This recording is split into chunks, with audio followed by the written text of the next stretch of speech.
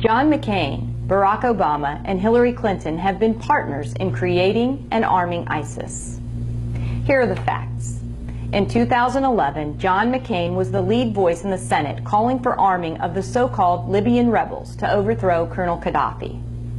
McCain even traveled to Benghazi in April of 2011 and called them his heroes. Are you concerned about the people that are actually fighting for the opposition here? Any worries about them? Fighting for the opposition? They're my heroes. Just 1 year later, McCain's heroes used those weapons to kill Ambassador Chris Stevens and 3 other brave Americans.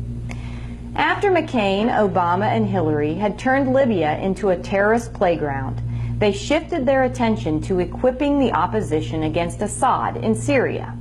A 2012 State Department memo clearly says the opposition to Assad was al-Qaeda in Iraq. That's right.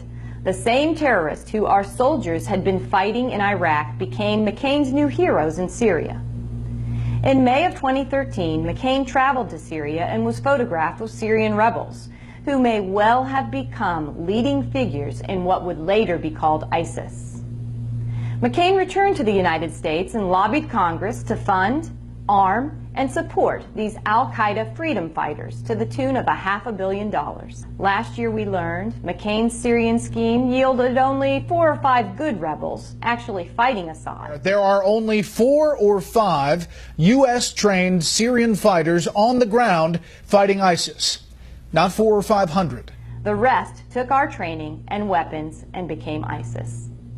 Just this week, John McCain bragged about an additional $1.3 billion to provide weapons to more Syrian jihadists and to provide border security.